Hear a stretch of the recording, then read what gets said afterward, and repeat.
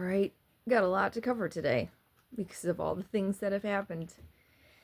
I don't feel all that great today, so I'm not really trying that hard. Steroids and immunosuppressants are kicking my butt, and I'm tired, I'm awake, I'm tired, I'm awake. Heart's pounding, so I'm still managing to do this, though. I've decided to take on the name TDS Queen because totally do. I will own that. So the first thing, I mentioned this yesterday, was Marjorie Taylor Greene feeling like her life is in danger. And I feel for her, I do. But as I said before, you know, she's being doxxed and supposedly a bomb threat and this and that. Dude, you are the company you keep, and you kind of did this to yourself. I mean, I'm glad that you know how it feels, because this is what's been happening to a lot of people on the other side because of your boss and your buddy, Donald Trump, perpetuating violence. Saying that you're a terrorist is a dog whistle to his supporters. What do you do with a traitor? I mean, not a terrorist, a traitor. What do you do to a traitor? You execute him, obviously. And he can sit here and pretend like that's not what he means. I don't think she's in trouble. Okay, whatevs. The interview with Scott Bessent talking about how prices are high, okay?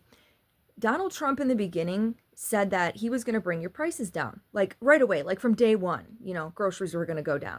Now they're talking about how, well, we're going to make the cost of coffee and beef and bananas and stuff go down because we're going to fix the tariffs. Dude, these are the tariffs that you put in place. So you're fixing a problem that you yourself created. What are we supposed to do? Give you a round of applause? You did this.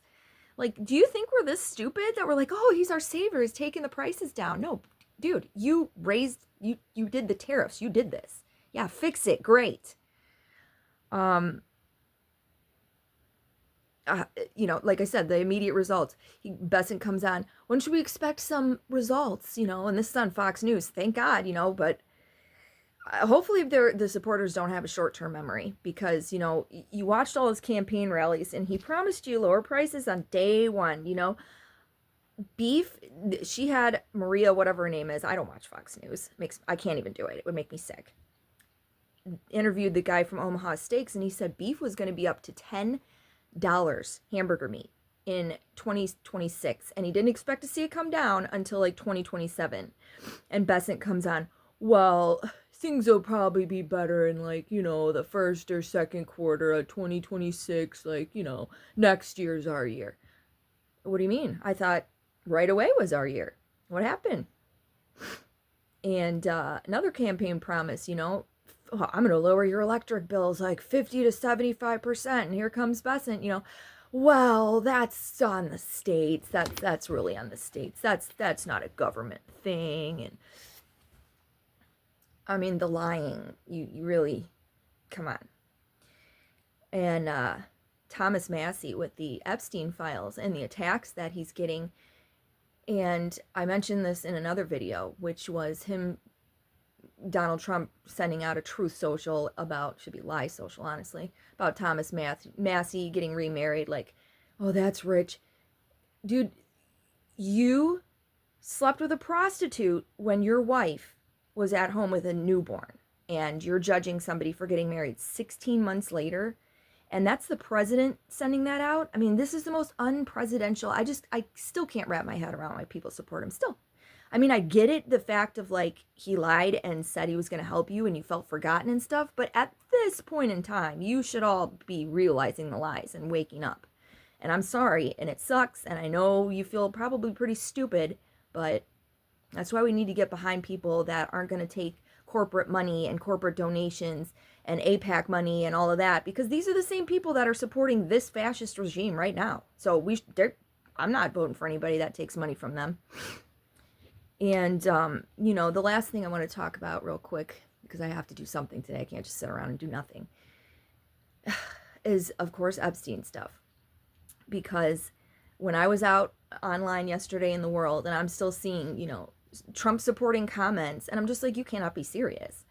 Because I find it hilarious. They are splitting hairs and dancing on the head of a pin. This is the same group of people that says that don't put your kids around drag queens, be afraid of trans people, and then it's okay for Donald Trump to either be engaged with girls that are underage or cover for people that were?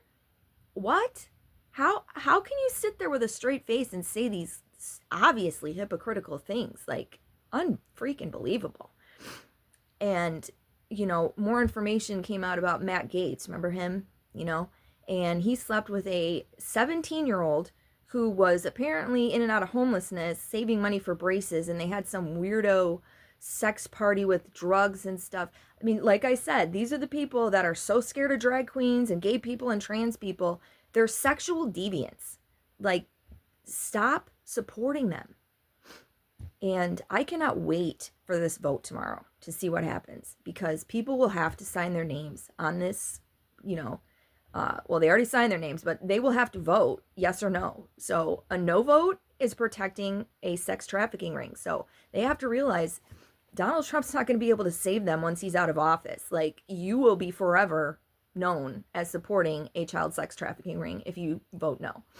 And apparently they're pretty confident that they're going to get a veto-proof majority. So and that'll be interesting to see. So I will be watching more news and making another video tomorrow about it after the vote. So make sure you keep watching and also keep fighting and also spreading truth instead of lies.